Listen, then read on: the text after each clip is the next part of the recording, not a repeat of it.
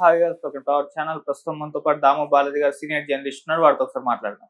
Sir నమస్కారం. Sir నమస్తే. Sir, ఢిల్లీలో రైల్వే స్టేషన్ లో తొక్కిసలాట జరిగిందని, అంటే కుంభమేళకు వెళ్తున్న ప్రయాణికుల మధ్య తొక్కిసలాట జరగడం, చాలా మంది వరకు చనిపోయారని చెప్పేసి వార్తలు వినిపిస్తున్నాయి. సార్ అసలు ఏం జరిగింది అక్కడ?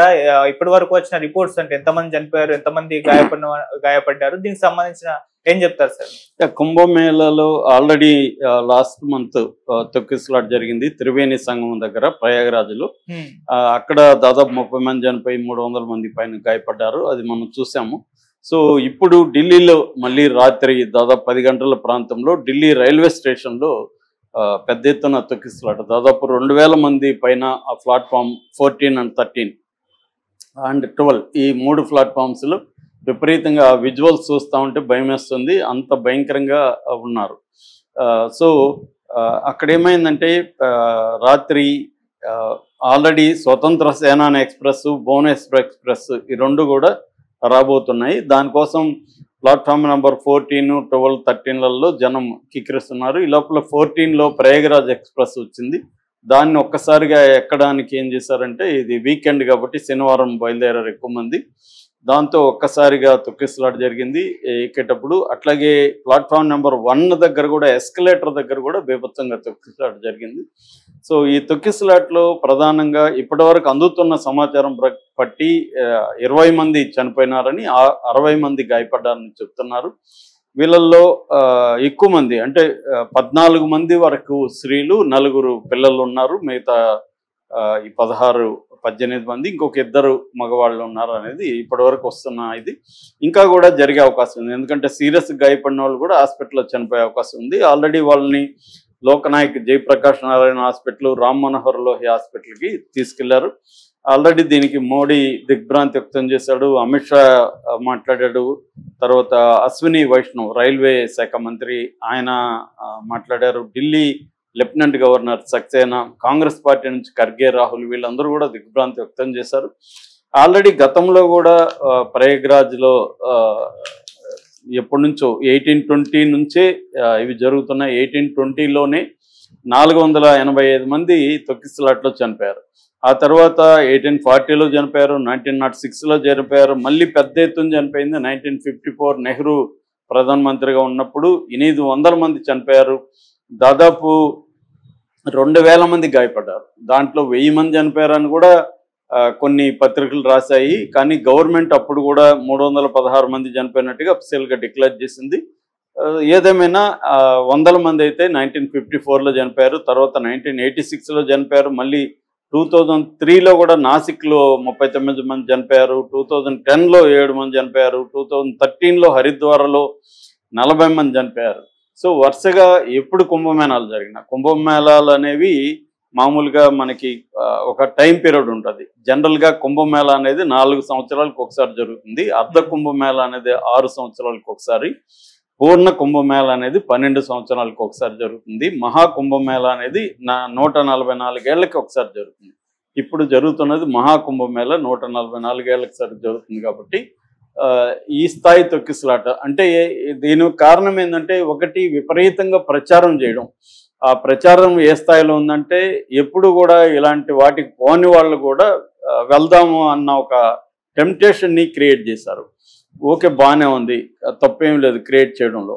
కానీ ఎస్టిమేట్ వేసి ఎన్ని కోట్ల మంది, మామూలుగా అయితే ఎస్టిమేషన్ 40 కోట్లు వస్తారని ఎస్టిమేషన్ వేసి దానికి తగిన ఏర్పాట్లు చేస్తామని గవర్నమెంట్ చెప్తుంది. కానీ 40 కోట్ల కంటే ఎక్కువ మంది ఆల్రెడీ 50 కోట్లు వచ్చేసారు. ఇంకా ఫిబ్రవరి 26 వరకు ఉంది, మొత్తం 45 రోజులు. సో ఇది రాను రాను పెరుగుతూనే ఉంది. దీనికి ప్రధాన కారణాలు ఇప్పుడు అక్కడ ఉన్న వాళ్ళంతా దాన్ని పరిశీలించిన వాళ్ళు అనలైజ్ చేస్తున్నది అంటే, ఒకటి పబ్లిక్ సేఫ్టీకి సంబంధించిన మెజర్స్ తీసుకోవడంలో ఉత్తరప్రదేశ్ గవర్నమెంట్ ఫెయిల్ అయిందని. ఇది వచ్చి ప్రధానంగా 4 ఏరియాలో జరుగుతుంది: హరిద్వార్, ప్రయాగరాజు, నాసిక్, త్రయంబక్ అండ్ ఉజ్జయిన్. ఈ 4 ఏరియాల్లో జరుగుతుంది అన్నమాట. ఈ 4 ఏరియాల్లో ప్రయాగరాజ్లో ఎక్కువ వెళ్తున్నారు. త్రివేణి సంఘం అక్కడ ఉంది కాబట్టి అక్కడికి ఎక్కువ జనం వస్తున్నారు. అక్కడ ఏర్పాట్లు సరిగా లేవు అనేది number 1. Number 2, crowd control, crowd మేనేజ్మెంట్కి సంబంధించిన ఎంతో టెక్నాలజీ, ఎంతో మెథడ్స్ డెవలప్ అయినా దాన్ని అమలు చేయడంలో ఫెయిల్యూర్ అవుతున్నారు అనేది నెంబర్ 2. నెంబర్ 3, వివిఐపీల ఒత్తిడి. వివిఐపీలు కోసం ప్రత్యేకంగా జనాల్ని ఆపడం, ఇది మనకు అనేక చోట్ల తిరుమలలో కూడా ఆ మధ్య జరిగింది ఇదే ప్రాబ్లం. వివిఐపీల కోసం మిగతా వాళ్ళని మామూలు క్యూరాలు పంపించడం వల్ల వాళ్ళకి వెయిటింగ్ పీరియడ్ పెరిగిపోతూ ఉంటుంది. సో ఆ మధ్య గతంలో చంద్రబాబు ఉన్నప్పుడు కూడా కృష్ణ పుష్కరాలప్పుడు చనిపోవడానికి కారణం చంద్రబాబు వాళ్ళు వెళ్ళడం, దానికి తగిన ఏర్పాటు లేకపోవడం.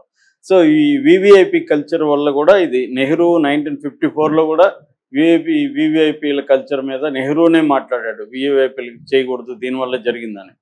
సో అది ఒకటి. నెక్స్ట్ ఇన్ఫ్రాస్ట్రక్చర్ డెవలప్ చేయకపోవడం, తగినంత ఇన్ఫ్రాస్ట్రక్చర్. ఇప్పుడు అసలు రోడ్డు యాక్సిడెంట్లోనే మొన్న కూడా మన ఇక్కడ హైదరాబాద్ నుంచి పోయిన వాళ్ళు చనిపోయారు. నాకు తెలిసిన ఒక పోలీస్ అండ్ ఫ్యామిలీ వెళ్ళినప్పుడు వాళ్ళ కారు కూడా యాక్సిడెంట్ అయింది. అలాగే చాలా వెహికల్స్ యాక్సిడెంట్లకు కారణం ఏంటంటే లక్షల కార్లు, లక్షల వెహికల్స్ వెళ్ళిపోతున్నాయి. మొన్న ఇప్పుడు 300 కిలోమీటర్లు ట్రాఫిక్ జామ్ అంట, చరిత్రలో ఎప్పుడూ లేదు, లాంగెస్ట్ ట్రాఫిక్ జామ్ అనమాట. సో ఈ స్థాయి ఉన్నప్పుడు ఏమవుతుందంటే దానికి తగిన ఇన్ఫ్రాస్ట్రక్చర్ లేకుండా ఇంత పెద్ద కార్యక్రమాన్ని అడ్వర్టైజ్ చేసి అందరినీ పిలవడం అనేది రాంగ్. మామూలుగా సైలెంట్గా చేస్తుంటే ఎంతమంది పోతే అంతమంది పోయి ఉండేవాళ్ళు. కానీ పెద్ద ఎత్తున ఇది సోషల్ మీడియాలో వైరల్ చేసి దీనికి తగిన ఇవి లేవు. ఫ్లైట్ ఛార్జెస్ అంతా కూడా హిందూ ప్రేమికులే గవర్నమెంట్ని తీవ్రంగా విమర్శిస్తున్నారు. మామూలుగా 2000, 3000 ఉండేది ఇవాళ 50,000 వరకు ఫ్లైట్ ఛార్జెస్ పెట్టేస్తున్నారు. అంటే ఒక రకంగా భక్తుల్ని దోపిడీ చేసుకోవడం అనేది ప్రధానంగా అనిపిస్తుంది. దానివల్ల కూడా కొన్ని రోజుల్లో ఒత్తిడి పెరుగుతుంది. అట్లాగే బ్యారికేడ్స్ సరిగా లేకపోవడం వల్ల బ్యారికేడ్స్ని తోసేసి జనం పరిగెత్తడం, బ్యారికేడ్స్ ఎక్కేయడం, ఇట్లాంటివి జరుగుతున్నాయి. బ్యారికేడ్స్ని స్ట్రాంగ్గా చేయలేదనేది నెక్స్ట్ ఏంటంటే ఈ ఘాట్స్కి క్లోజ్డ్ రూట్స్ ఉండడం.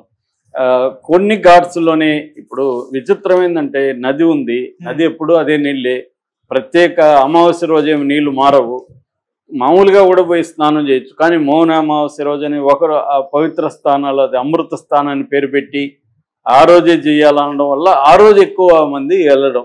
మనకు మొన్న జరిగింది కూడా మౌన అమావాస్య రోజే జరిగింది.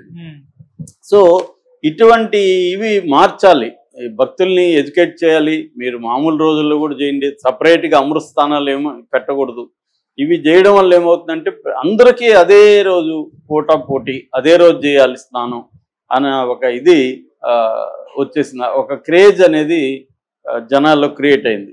దానికి తగినట్టుగా ఎక్కువ ఘాట్స్ అని ఏర్పాటు చేయకపోవడం, దాంట్లో క్లోజ్డ్ రూట్స్ ఉండడం, దీనివల్ల కూడా జరుగుతుంది. ఖచ్చితంగా ఇది ప్రభుత్వాల వైఫల్యం. ఎందుకంటే నేను చెప్పినట్టుగా 1820 నుంచి కుంభమేళాల్లో మనకు తెలిసిన చరిత్ర, అక్కడి నుంచి కుంభమేళాల్లో తొక్కిసలాట జరుగుతూనే ఉన్నాయి. రైల్వే స్టేషన్లో మనకి ఇక్కడ ఒక్కొక్కసారి సికింద్రాబాద్కి ఎప్పుడన్నా పోతే నాకే భయం వేస్తుంటుంది, ఈ క్రౌడ్లు ఏమన్నా జరగచ్చేమో అని. అంత క్రౌడ్లు మామూలుగానే ఉంటున్నాయి స్టేషన్లలో. ఎందుకంటే తగినన్ని రైళ్లు ఆ రైల్వే స్టేషన్లు ఎక్స్టెండ్ చేయడాలు అవి లేవు. ఇప్పుడు ఏదో చేస్తున్నట్టున్నారు, స్టార్ట్ చేశారు. దీనివల్ల కూడా ఒత్తిడి ఎక్కువ ఉంటుందన్నమాట. సో దీన్ని నివారించడం అయిపోయినాక ఇప్పుడు చెబుతున్నారు, కానీ నివారణ కంటే కూడా అసలు ముందుగా ప్రివెంట్ చేయడం ఎలాగా